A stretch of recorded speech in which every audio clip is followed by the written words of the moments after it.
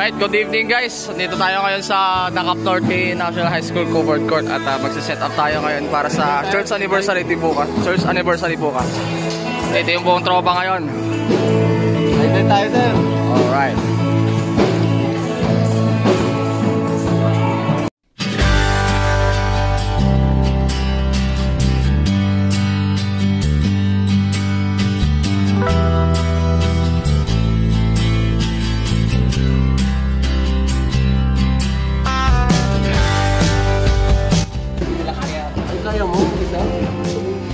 Alright, tingnan natin yung lakas nila.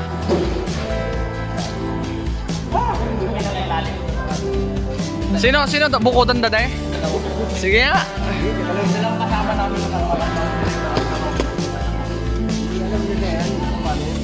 Hindi, wag kayong hawak sa handle, baka bumigay yung handle. Kuha sa video yun. Ingko pa yung ano mo boy. Uy, siyempre pababa, okay lang yun. Hindi naman sila kinontrol lang nila yung pababa eh. Hindi nila binuhat eh.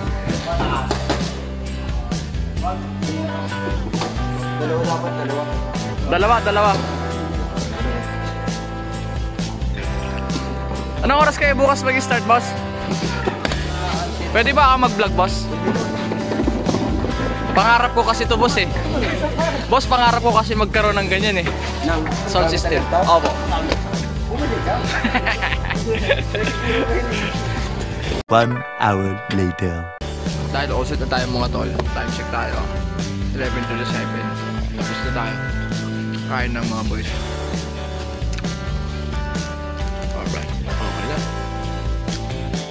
Babalik na lang kami dito ng mga bandang 6 PM or 5. Ano oras kayo babalik? 5 AM? Baka 5 ka ba?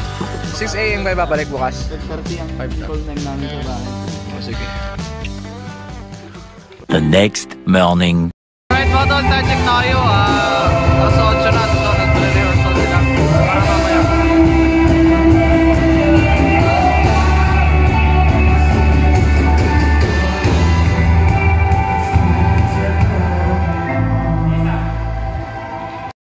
Alright guys, so mag-start na tayo dito in a few minutes. Seconds pala. Ayan na.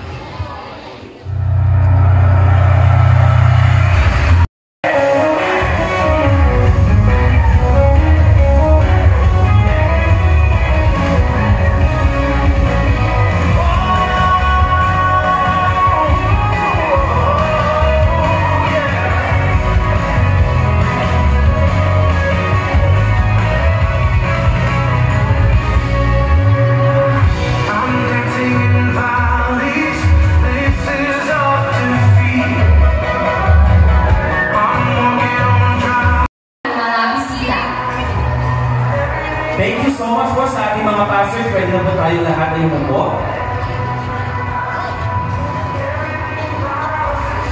At this point, I call on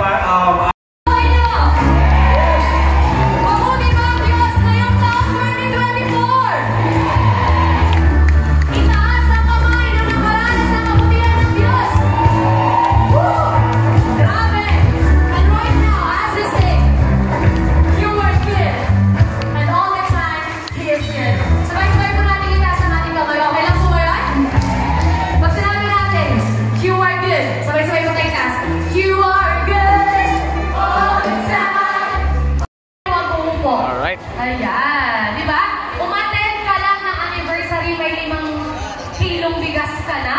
At pwede po ba na mamaya, pagka uwi ninyo, habang naglalunch po tayo, sa mga first-timer, pasalamatan po ninyo ang nag-invite po sa inyo. Dahil kayo ang pinakaswerteng tao, pinaka-blessed na tao sa araw po na ito. Naniniwala po ba kayo?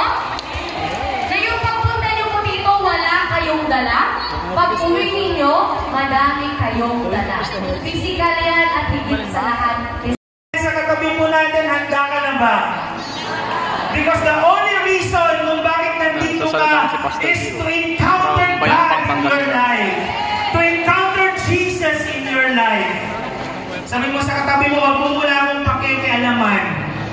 Sabi po mga pastors po natin, 30 37 years. Grabe po. Hindi biro po yun. Doon ko lang po naintindihan nung ako ay nagpastor. Ang hirap at sobrang saya ng pagpapastor. Amen po ba?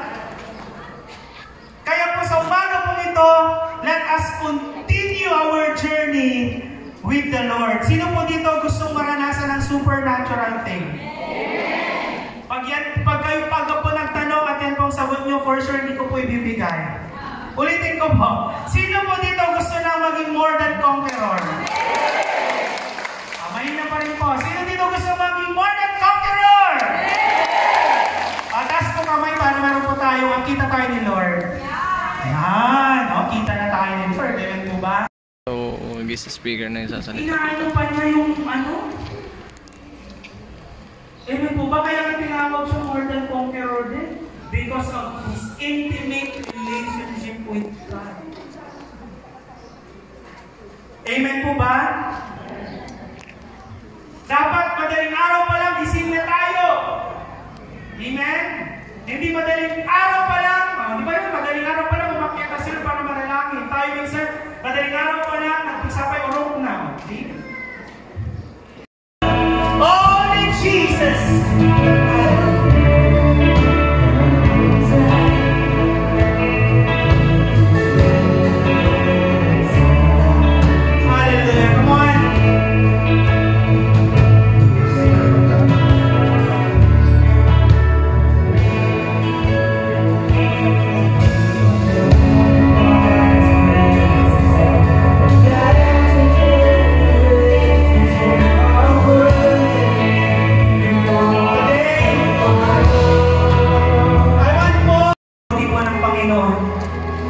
Hindi niya po kayo pababayaan.